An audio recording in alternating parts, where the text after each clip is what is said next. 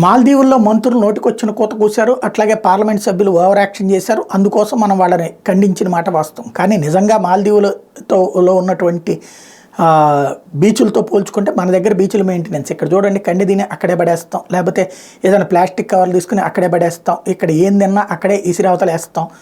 అక్కడ మాత్రం బీచ్లో ఖచ్చితంగా ప్రమాణాలు పాటిస్తారు. ఎక్కడైతే డస్ట్ మనం ఏదైనా తినడానికి తీసుకెళ్ళినా సరే అక్కడ ఉన్నటువంటి డస్ట్బిన్లోనే వేయాల్సి ఉంటుంది. అట్లాగే ఏమాత్రం క్లీన్లెస్ మారితే కనుక కేసు పెట్టి శిక్షలు వేస్తారు. కాబట్టి అక్కడ శిక్షలు కూడా ఉన్నాయి కాబట్టి భయపడి జాగ్రత్తగా వెళ్తుంటారు. అది అసలు వాస్తవం. అయితే ఇక్కడ లక్షద్వీప్లో మనం ఇప్పుడు అద్భుతాన్ని తయారు చేద్దాం అనుకుంటున్నాం. అద్భుతమైనటువంటి వనరులు ఉన్నాయి, కానీ జనాలు ఒక్కసారిగా పెరిగి గనక మీద పడితే తగినటువంటి వసతులు లేవు లక్షద్వీప్లో. ఇది కూడా గుర్తుపెట్టుకోవాల్సినటువంటి అవసరం ఉంది. దాన్ని ఇప్పుడు సెటరేట్ చేసుకోవడం. ఇంకోటి అక్కడ మంచినీటి వనరుకి ఇబ్బంది ఉంది. దానికే ఇజ్రాయెల్ ఇప్పుడు అర్జెంటుగా ఒక మెసేజ్ పెట్టింది, స్టేట్మెంట్ ఇచ్చింది. గతంలోనే నరేంద్ర మోడీ ఇజ్రాయెల్ పర్యటన సందర్భంగా సముద్రపు నీటిని, ఉప్పు నీటిని మంచినీటి వనరుల కింద మార్చేటటువంటి ప్రాజెక్టును చూశారు, చాలా బాగుందని చెప్పారు.